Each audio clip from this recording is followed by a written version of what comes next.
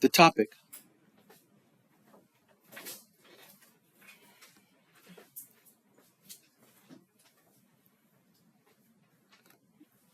General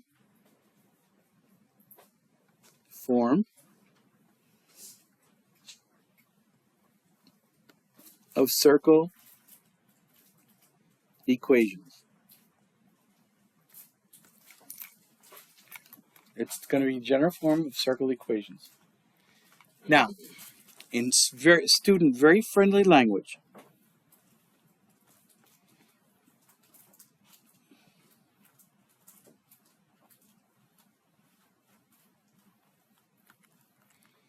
and here it is. In student friendly language, I can convert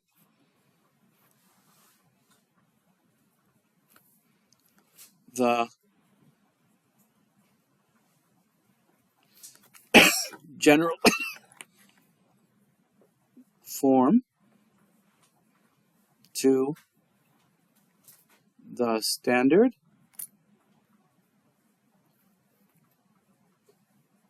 form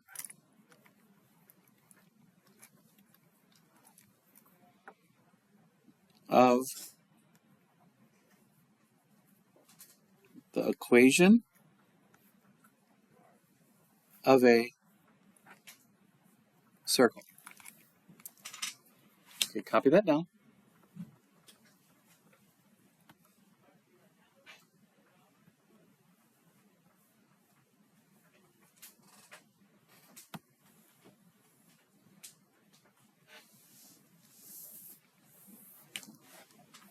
Here it goes.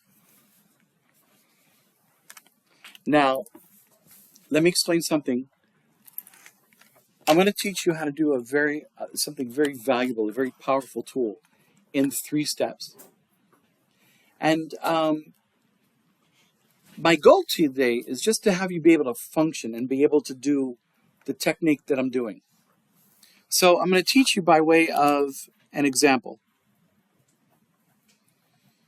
And the way I'm going to teach you is kind of like a recipe, a step-by-step, step 1, step 2, step 3. And you may not fully understand completely everything, but it's okay, don't bother. But if you could follow the steps, you're good. And here goes our first example. And it will be like, please don't. Convert, here it is. 8x plus x squared minus 2y minus 64 plus y squared equals 0.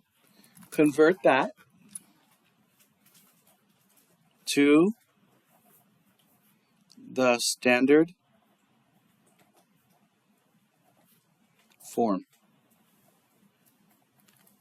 That's our first problem.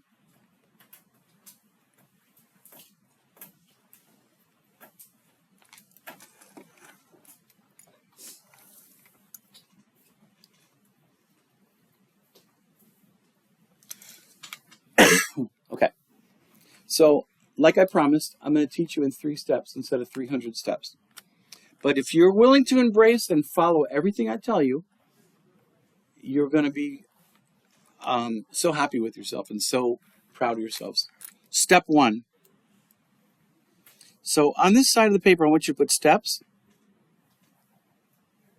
This is the steps you follow. On this side of the paper, I want you to put looks like. This is what the steps look like.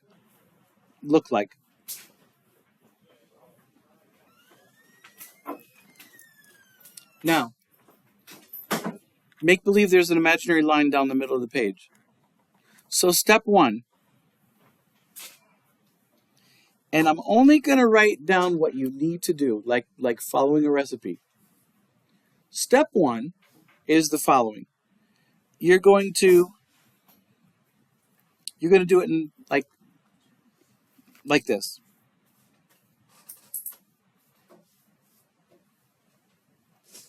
group the x terms, and the grouping symbol in math is a parenthesis, so you put a parenthesis around the x terms. You're going to do the same thing with the y terms. You're going to group the y terms together,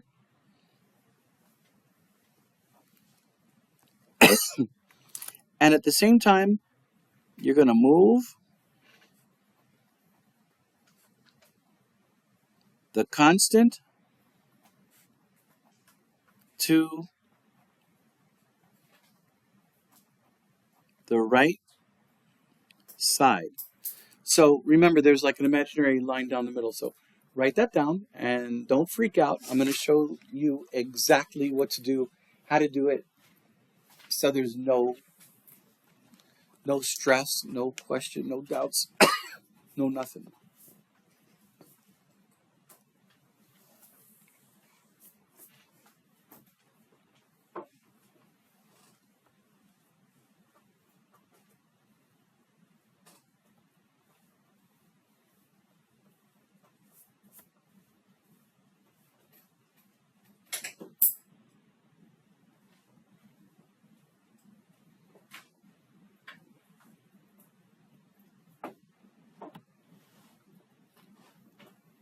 Okay, so here's what I mean.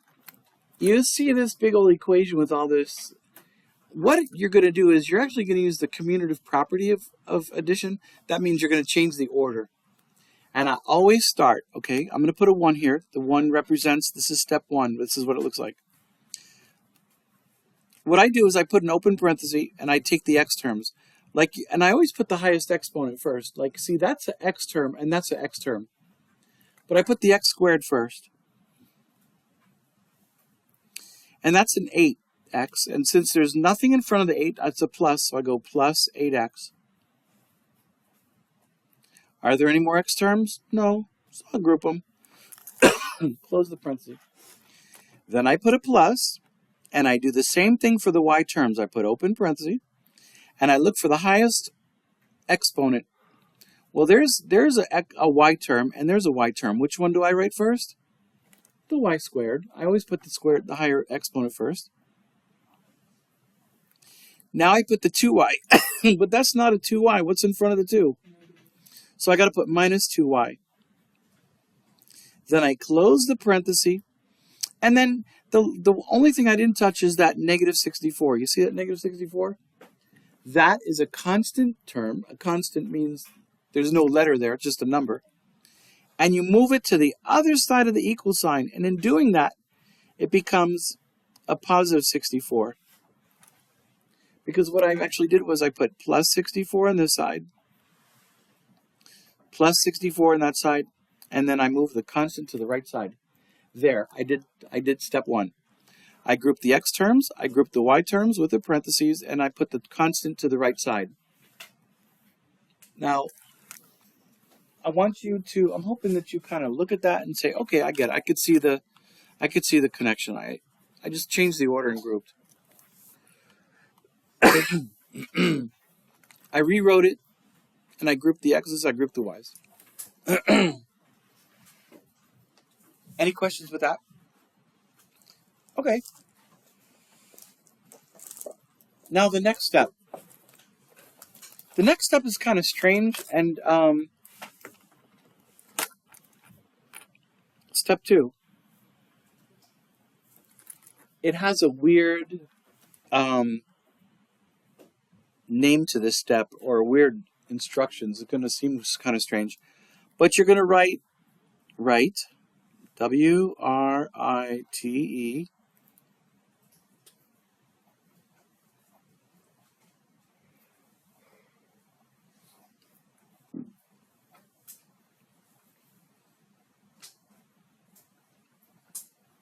write plus blank in each.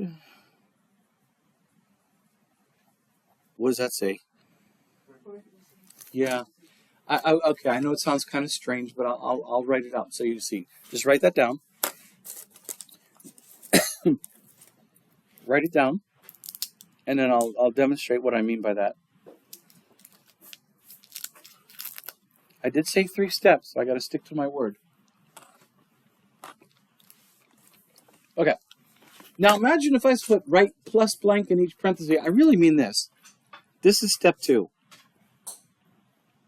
You see how I group the x's and I group the y's?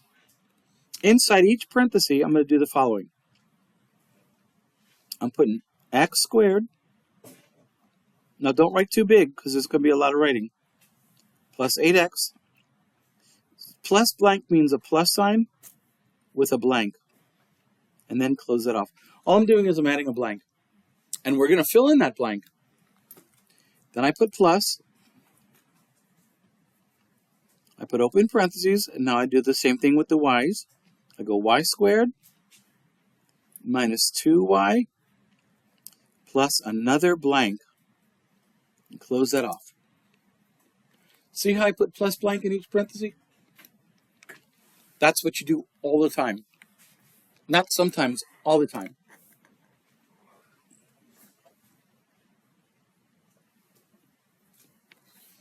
And then I put my equal sign. And what was left with on the other side? 64. But just like the properties of equality state, you could add whatever you want on one side as long as you add the same things on the other side. So if I'm putting plus blank and plus blank, that means I'm going to be adding 2 numbers. Guess what?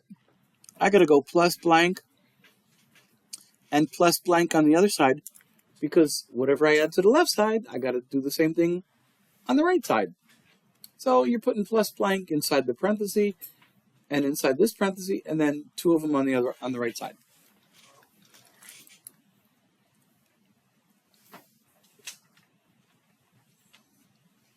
Okay, I'm letting you copy that.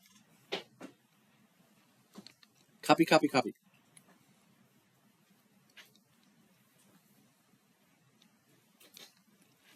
As soon as I see you stop writing, I'll know to continue. All right. So, in the same step, we got to fill in the blank. And this is, you got to kind of watch it because it's easy. But if you don't get this, it's going to be like, what the? To fill in this blank right here, all you have to do is go to the number that's in front of the x. Not the number in front of x squared, but the number in front of x. And the number in front of x, you cut it in half and square.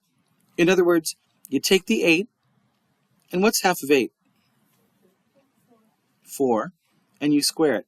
So it's 8 divided by 2 squared, which is really 4 squared. And you know 4 squared means 16 because 4 times 4. Guess what goes in there? Yeah, it's half of 8, which is 4. 4 times 4 is 16. End of story. This is called completing the square, which I'm not going to get into because it will just be confusing. Now let's do the same thing for this blank. We go to the number in front of y, which is 2. What's 2 divided by 2? 4. Okay, 2 divided by 2 is 1. So what do you do with the 1? Square it. What's 1 times 1? 1. So guess what goes in that blank? Amen. Let me zoom in on that. So to fill in that blank, you go to the 8, you take half of 8, which is 4, and square it. 4 times 4 is 16. To fill in this blank, we went to the 2, took half of 2, which is 1. And we said 1 times 2, which is 1, and we filled that in. Okay. Now, I got news for you. If we're adding a 16 and a 1 on the left side, guess what we got to put in these blanks? Please, yes, thank you. Now we've finished with step 2. I told you there's only one step left. And I mean what I say. We just completed the square. Whenever you take half of that and square it, you've got a perfect square trinomial. And a perfect square trinomial can be factored into a binomial squared every time. Now, if that confused you, don't worry about it, because I'm going to make this friendly for you. After you take half of that and square it and get 16 and the 1, this is what you do. Now, this is going to be abbreviated just to make it easy for us. Step 3. And I told you there are only 3 steps. Don't write too big. What you're going to do, I'm just going to write this in symbols. You're going to put an open parenthesis. And I'm writing it big so you can see the darn thing. And what you're going to do is you're going to put an open parenthesis, and you're going to take the square root of the first term. Once you take the square root of the first, and I'll explain this to you, but just write it down. Once you take the square root of the first term, you're going to use the first sign. And once you use the first sign, you're going to take the square root of the third term. I promise this is going to make sense in a minute. You close off the parenthesis and you put a square. So copy that down. You don't have to make it as big as I did. I'm just really emphasizing this.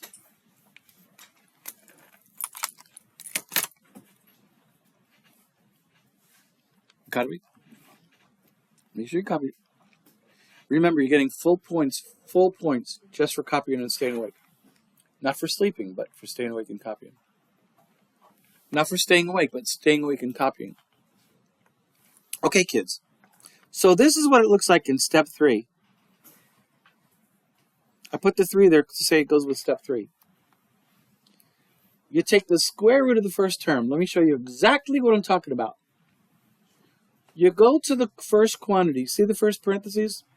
You go to the first term and you take the square root of it. In other words, if that's x squared and you take the square root of x squared, you see that square root of x squared? Do you realize that the square root of anything squared is just x? Because when you take the square root of a thing that's being squared, all you get is the x. Because the square root is the inverse of a square. They cancel each other out. The square root and the square cancel each other out, so you're left with just plain old x. And it will always be that way. So for step 3, you're going to put an open parenthesis. And the square root of the first term, remember the square root of x squared is just what? X.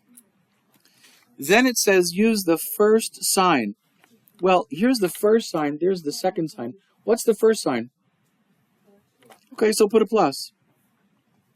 Then the instructions say take the square root of the third term. Don't worry about that. This is the first, second, third term. You take the square root of 16. And if you don't know the square root of 16, just go over here. It's right there. What's the square root of 16? Yeah, because 4 times 4 is 16. So you put a 4 right there. That's the square root of 16. Close the parenthesis and put a square. So let me repeat. You took the square root of the first term, you took the square root of the third term, and you use the first sign. And it gives you this. Then you put your plus sign, and you drop down another parenthesis, and you do the same thing with this. You take the square root of the first term. Now, what is the square root of y squared? It's just plain old y. Which one of these signs do I use? The first one or the second one? And what's the first sign? It's a minus.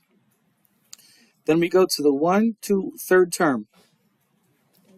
And take the square root of 1, which is 1. Close the parenthesis and put a square. And then if you could kindly add those, 64 plus 16 plus 1. Close. 81. That is the final answer. And if you were here yesterday, you would recall that that's the equation of a circle where the center remember, the value that goes in the x position is the number that's with the x, but the opposite, so that's going to be negative 4. The number with the y goes in the y position, but what do we use? Positive 1. And this is the radius squared. So we take the square root of 81, which is 9. And that's the radius equals 9. So what we did was we converted from the general form to the standard form so we could find the center and the radius. But really, honestly, it's these 3 steps I want you to focus on. I'm going to give you another example, and we'll work it together. Because at first, it's like very vague. You're like, okay, I kind of see what he did, but you might be thinking, I could never definitely do this on my own.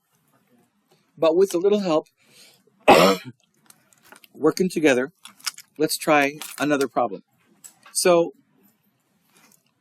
if you copy that, please, I'm going to turn the paper over, because I need a clean sheet. Let's take a look at example 2.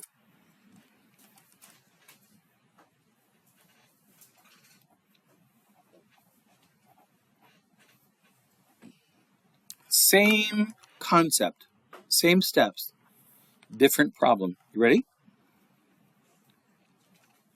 We're going to convert x squared plus y squared plus 14x minus 12y plus 4 equals 0. We're going to convert, let me zoom in on that so you can see it better. We're going to convert that to the, wait, that has a t in it. Convert that to the standard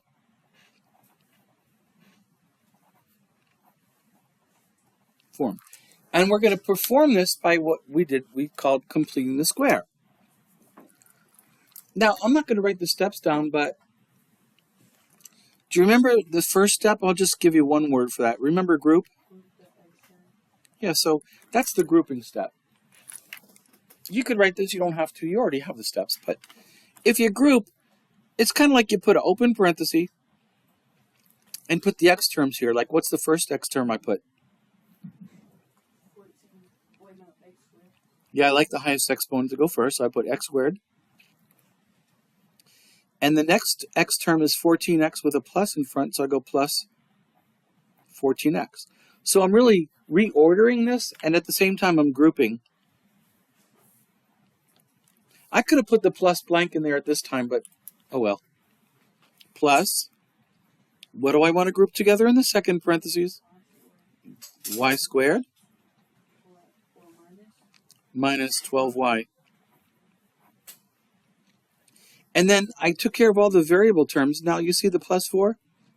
Let's just, at the same time, move the plus 4 to the other side of the equal sign. And in doing that, what happens to the 4? Becomes negative 4. When you switch sides, you just switch the sign. Because what you're doing is you're putting minus 4 here and minus 4 here, so they cancel. That is step 1.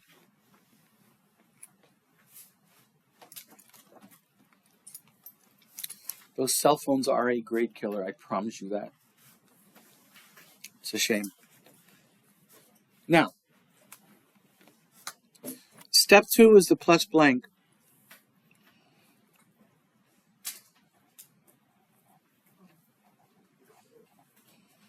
Plus blank. You do not have to write this down every time you do a problem. That's just for me, to remind you. But what you do is you put an open parenthesis, and what do you think that's going to look like?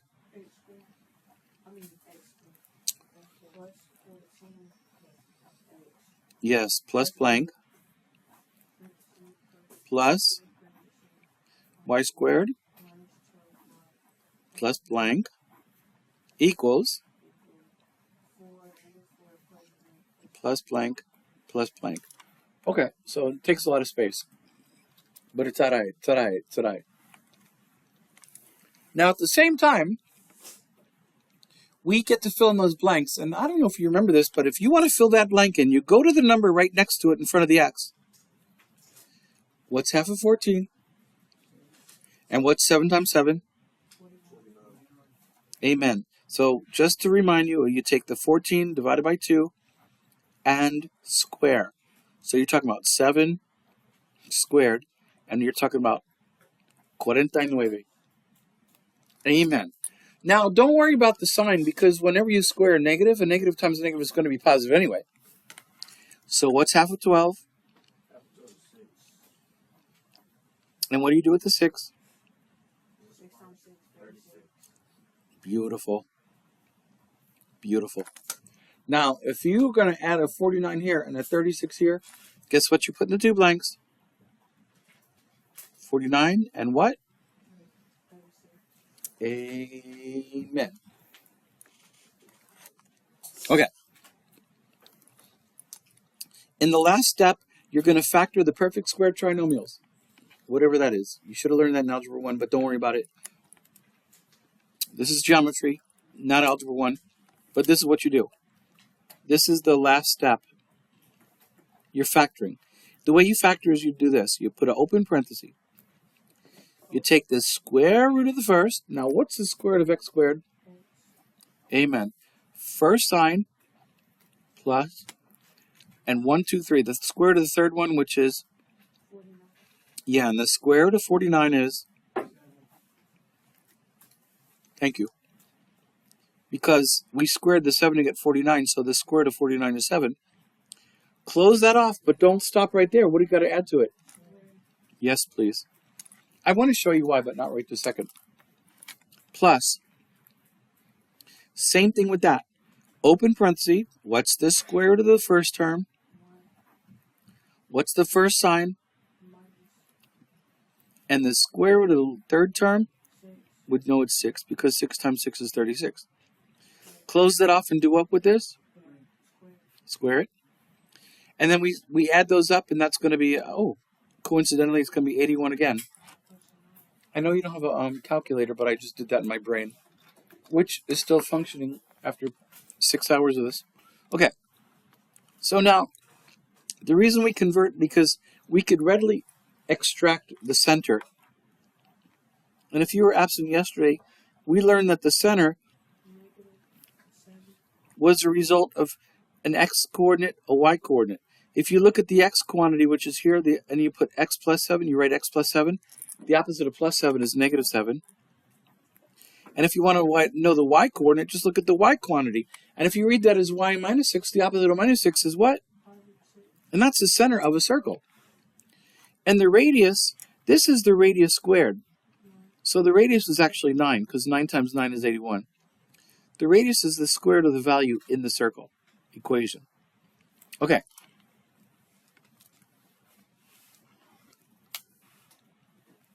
Those are the steps. We kind of did 2 together. Last one.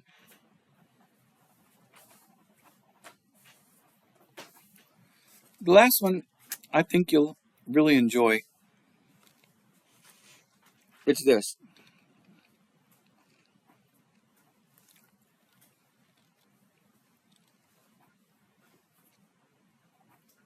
X squared plus y squared